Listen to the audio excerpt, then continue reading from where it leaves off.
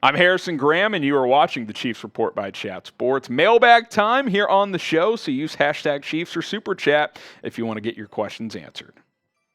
From Shad Jameson, who do you think the Chiefs will pick to play in Week 1? Well, I don't think they actually get to pick. They're going to play Week 1 because they're the defending champs, and they'll host at Arrowhead. And I'm pretty sure it's guaranteed the Thursday night opener. The question is, who will they play? I think it'd be fun as hell if they did Buffalo or Cincy just to open up the NFL season. I mean, the ratings for that would be off the charts. I'll say one of those two. I'll go Buffalo, Week 1, Thursday Night Football. Let's get after it. Sean Hooker, do you think Rice will start?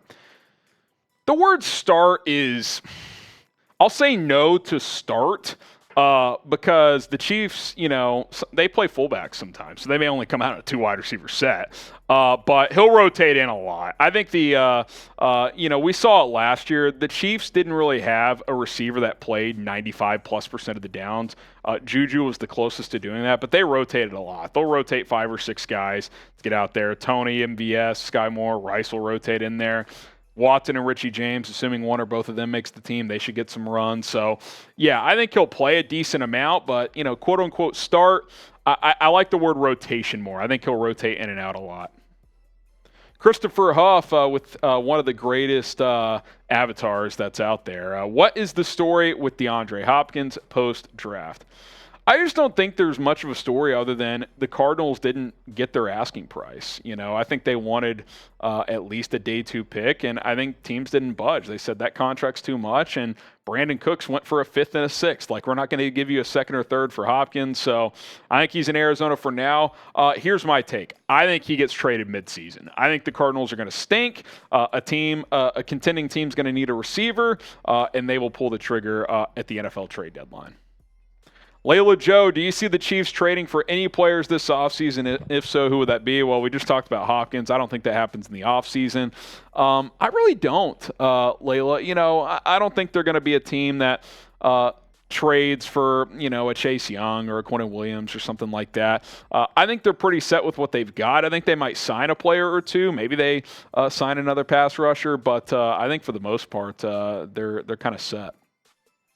Chiefs money line all day, yes sir. Who's the biggest threat to the Chiefs in the AFC after Buffalo and Cincinnati? Well, as you guys know, the AFC is very deep. I mean, that was proven last year, and I think that's true this year. Now, I think the Chiefs are at the top of the tier, along with Cincinnati and Buffalo just below them. But this is kind of how I see it. I kind of tiered it out without, numerically doing so. I think the Chiefs are obviously the team to beat. Cincinnati, I would put 2nd. Buffalo 3rd.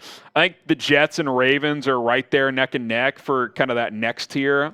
Jets are a wild card. Like, they could be really, really good, or they could be like 500 again. We'll have to wait and see. Rodgers didn't have his best year last year. Chargers are loaded with talent, but can you trust them? No, that's why I've got them lower. Jags, they're still building. You could argue you put them ahead of the Chargers there. They did beat them in the playoffs last year. Dolphins, it's really all about Tua and the offensive line. Their skill group players, obviously they have Tyreek Hill, Jalen Waddle. I think their defense has some good talent, traded for Jalen Ramsey, but it all depends on how Tua plays and how he's protected. Biggest threat to the Chiefs in the AFC, you can include the Bengals and the Bills as well. Who do you guys think the biggest threat to Kansas City is in the AFC? I'll say Cincinnati. They've given the Chiefs the most trouble the past couple of years. What say you? You guys decide in the comments. Pin comment on today's video. So if you get hit with that YouTube ad break, go ahead and reply with an AFC team. H-tag, who do you think, or do you think Justyn Ross will have a breakout season? He's got to make the team first. I think if he makes the team, that's a breakout. You know what I mean? I mean, last year they shut him down with the injury concerns. Yeah, remember that report last year that only 4 NFL teams even medically cleared him to play football, and the Chiefs were one of them. So, look, the talent's there. Can we get in a healthy offseason? Can he go through OTAs and hold up? Can he go through training camp and hold up? Take some hits. We got to see all that first. I mean, he's proven nothing at this level. So I'd like to see it. I'd like to see him make this team. If he makes the team, that's a good thing. So we'll see what happens. Alex Flores, once Mahomes' career is all set and done, where does he land on the GOAT convo? We've talked about this before. If he gets to 5 Super Bowls, I think he's going to have a very strong argument because, yeah, Brady's got 7, assuming he actually is done, and I think he actually is. I think Brady's done. Yes, Brady will have 7, but those first 3, those are running football teams and defensive teams. I'm not saying Brady doesn't deserve them and he doesn't get credit for those, but Mahomes has been the centerpiece of the entire team since he became the starter. So if he gets 5 rings and was central to all 5 of those, you could make a strong argument that, especially with the statistical kind of road he's on, he'll probably shatter a bunch of records, that he could be the GOAT. I think he's got to get to 5, though. Like, he's got to get to 5 rings, and he's got to be a centerpiece for all 5. Clueless, how much cap space will we have after June 1st? I'd have to double check. I know as of now it's like just under $5 million, but the Chiefs can create more. They can move some contracts around. They can cut some guys. So, if they want to sign a player or 2, they could figure out a way to do it. But it's not a ton of cap. I mean, they're a little bit limited. Kells, out of all of the wide receivers on the team right now, who do you think will have the best season, and who do you think will have the worst season? Out of the receivers, I'm gonna ride the Kadarius Toney train. I think he puts it all together. You get him into this culture. I think he's gonna be locked in, put together a nice season. I'll do a bold predictions video at some point. I may boldly predict him to have a 1,000-yard season. Worst season, I don't want to put it on anybody. I'll say Justin Watson because he surprisingly actually became a player that contributed last year. He wasn't even expected to make the team, and he had over 300 yards and I think 3 or 4 touchdowns. Maybe he doesn't even make the team, or maybe he just becomes only a special teams guy. So we'll have to wait and see. Tony Fuentes, I'm interested in Quinnen Williams, but I don't see the Chiefs going after this guy. He could cost too much money. Yeah, look, a couple things. One, I don't see the Jets trading him. I definitely don't see them trading him to the team that is their biggest threat in the AFC. And 2, you're absolutely right. I just talked about the cap situation. The Chiefs would have to get real creative if they were to bring him on. They could make it work, but you're going to have to trade major draft capital, and you're going to have to pay him $100 million. So I don't know if Brett Veach would do that, considering they would like to keep Chris Jones as well.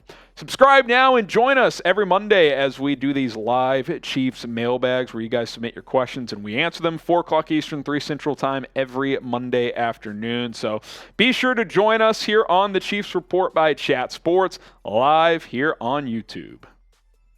From Shad Jameson, who will be in the fullback role. I think it's going to be a combination of Blake Bell and Noah Gray.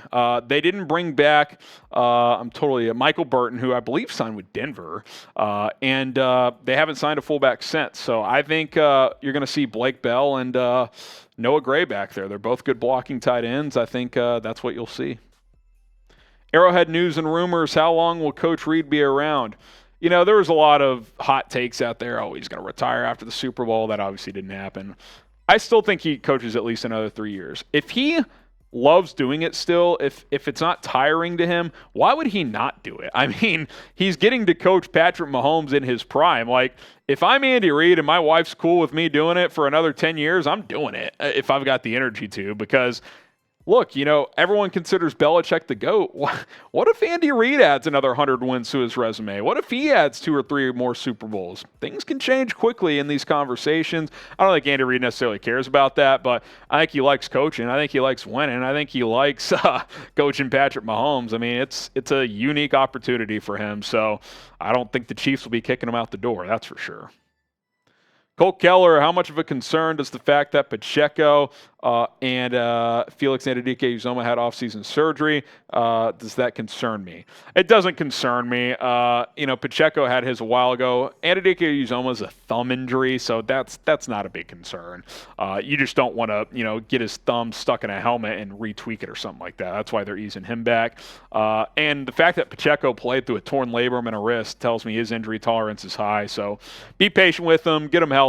I think he'll be good to go by training camp. Name a player that the Chiefs should sign or trade for. Who's someone out there that you would like to see Brett Veach go out and get? Make your voice heard in the comments, and we will be reading those here on this video. All right, guys, appreciate all the questions here on the Kansas City Chiefs Report. You can ask me more questions on Twitter and Instagram. It's at HGramNFL on both platforms. If we weren't able to get to your questions, you can go ahead and ask them over there at HGramNFL on Instagram and on Twitter.